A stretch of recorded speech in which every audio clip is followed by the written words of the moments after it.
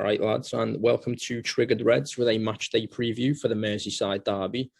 Kickoff's 5:30 this evening. I'm recording this about 10 hours ago. It's almost midnight, so and everything I say now it'll be pretty relevant. So don't worry about that.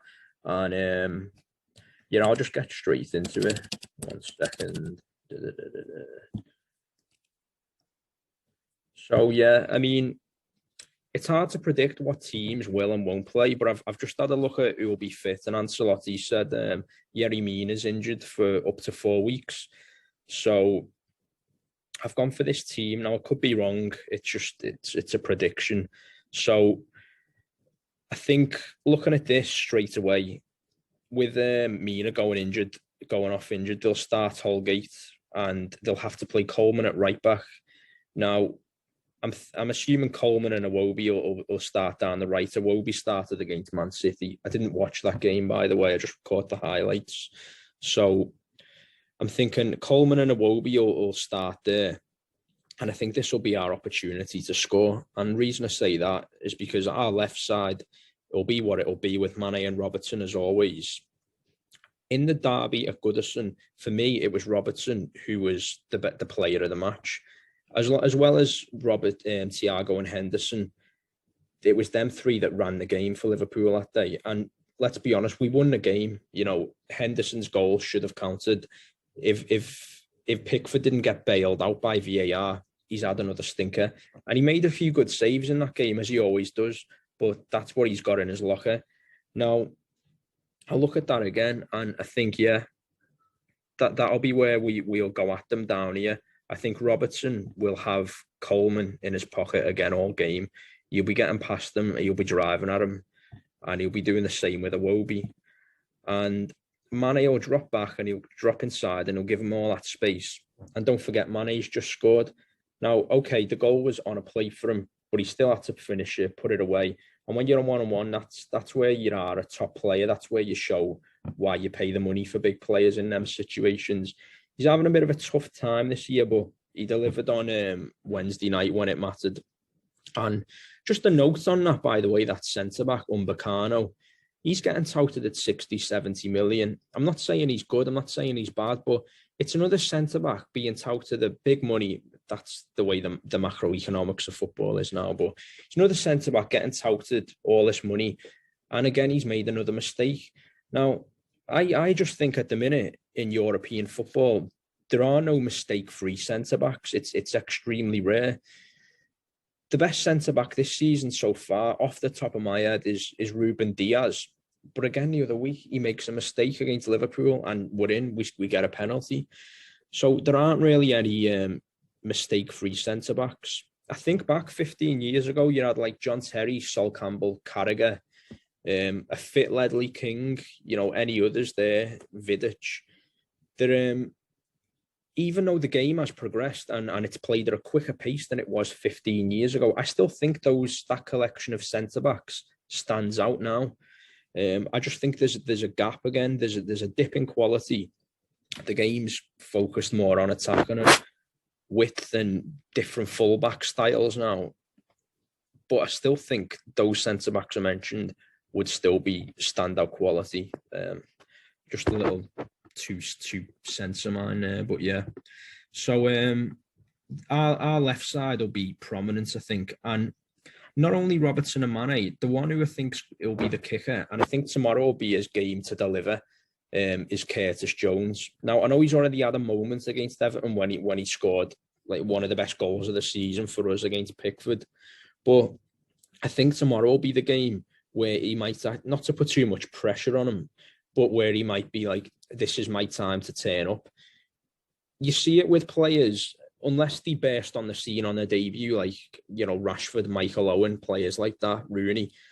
But maybe a bit more comparable to Phil Foden, Jack Grealish, although it's took Grealish a few years. But where they're touted, you can see the quality. They're running the games for England under 21s. And our English generation have won under 20 World Cups. But then you need that game that says, this will sound so corny, but they need that game that says, I've arrived, I'm Curtis Jones, I'm here. I think today might be that game for Jones because he's having a good run in the side at the minute. Apart from Thiago, when Thiago is at his best, Thiago is our best technical midfielder. Like, he just is, despite his form. But Curtis Jones has got it in abundance, and it's the street type football that you can't really teach. So I think Curtis, Robertson coming forward. I think Thiago he'll have to cover a bit tomorrow if he plays there. And it'll give Jones so much room and space to drive in here, and he'll get shots off. Well, I'd like him to get shots off at Pickford. And I think if you're a pro or an amateur, if you've got a decent strike on you, you've got a chance of beating Pickford, seriously. I look at the game the other night, and Bernardo Silva had a shot against them, and Pickford tipped it into the net. For me, that's more criminal than what Alisson's been doing lately. And the reason I say that is because what Alisson's doing, it's unforced error. It's unforced errors. It's uninvited pressure. If he doesn't decide where he thinks he can play football and he just does what he should do, we don't really concede. We don't do anything. But the thing with Pickford is he actually tries to be a cat in goal. Like, he thinks he's a fucking... He thinks he's a fucking cat. Like, not literally, it's saying. But he thinks he's fucking quality in goal, and he tries to make these saves, and he still saves them, but they still end up in the back of the net. That, for me, is way more criminal. And as long as Everton have in between the sticks, they'll find it hard to get top four with the level of quality that's in the Premier League. I do think they need to get rid of him, like, for long-term success. Having a goalkeeper like that is way too detrimental. We've had it in abundance with Karius and Mignolet. Although Mignolet had a good start, like a few games that you're in there. But we saw what happened. You've got to get rid of them. There's just something about the Merseyside teams loving to pay 30 million for Sunderland goalkeepers. Like, it just is what it is. Now, I look at this Everton team and their threats. Before I say this, by the way, where I think they'll score and whatnot, Alan's back after 2 months out. So I think Carlo's going to have them all sitting in, and a lot of it will be behind the ball, just letting us play our game with possession. And that's the way they'll play, in my opinion. Obviously, because they always play like that against us, against bigger teams.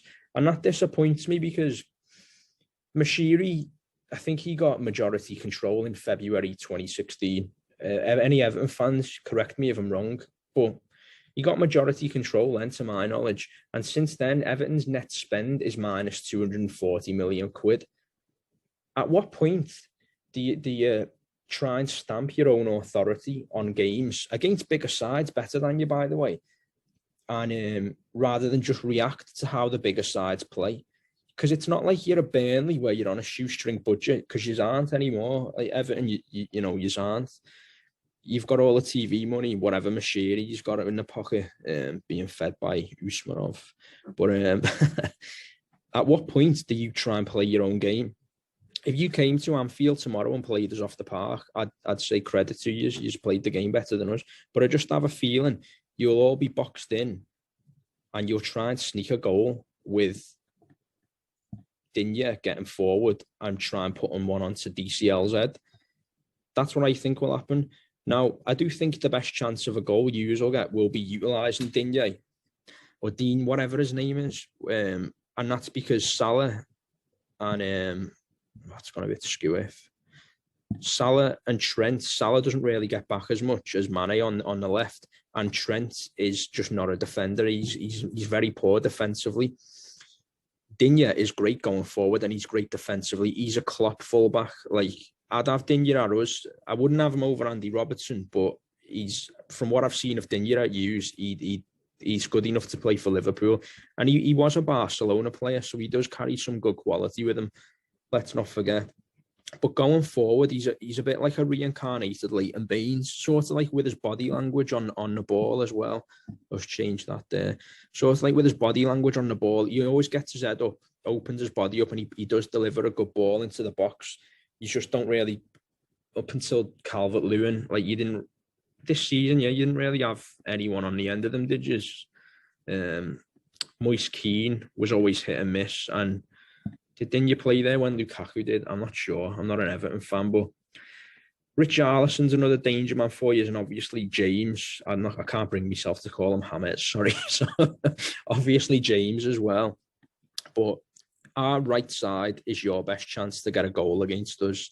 For whatever reason, Richarlison's a knobhead in these games, and he loves to take out one of our players. So who he tries to take out tomorrow, who knows? It might be.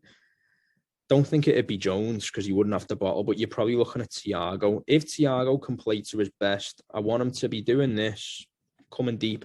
A few people in my circles want him to be more forward here, passing it out here there. And I do agree with that. He can do that, but I just want him to play in the 6 again.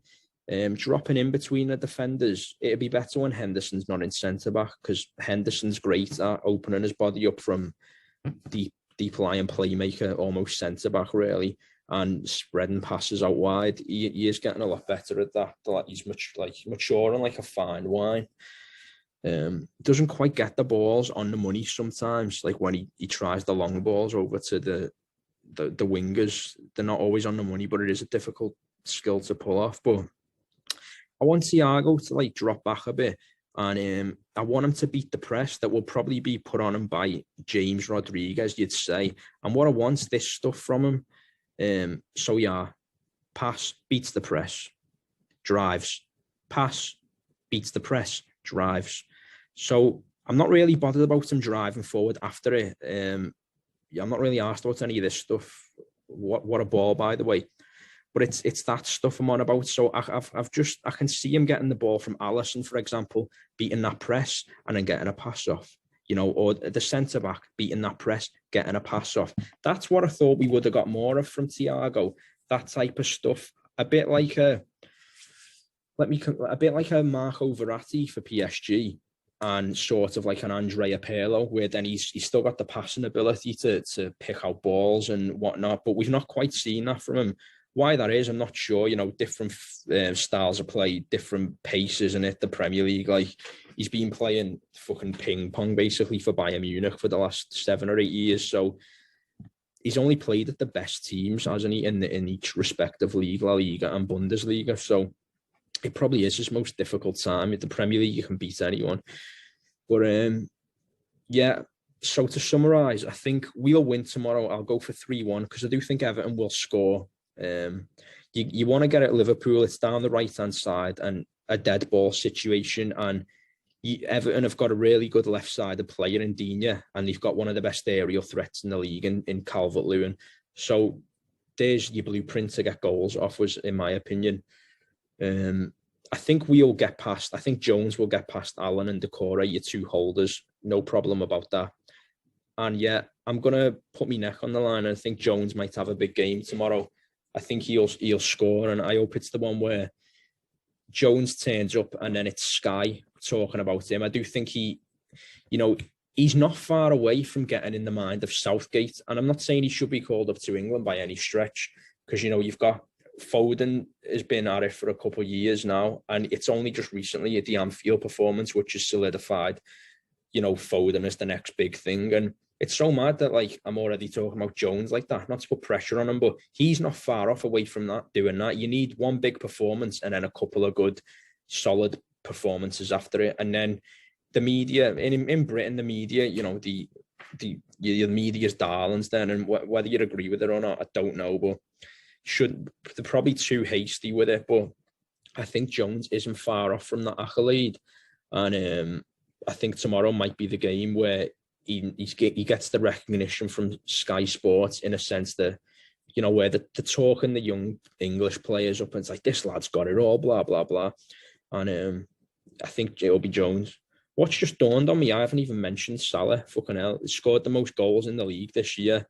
And he'll become Digne and Keane. So that's probably a better defensive partnership, isn't it, there, I'd say. And Decore covering, perhaps. Or Allen, I don't know who plays where there, but you can just never write Salah off. Who knows? He'll just pop up with a goal like he did in Goodison. He doesn't even have to play well, and he'll still score 1 or 2. So, yeah, should be a good game tomorrow. I'll go 3-1 Liverpool. And yeah, let's see what happens. Hopefully it's a good weekend. I hope everyone enjoys the match. So, if I can just navigate this. There we go. And yeah, Oh yeah, one more thing. We're recording a podcast tomorrow with there's me co-host David, and we're doing it with an Everton fan who writes for like a fantasy Premier League thing. They've got a few 100,000 followers, so we're doing a podcast with him tomorrow, Jay.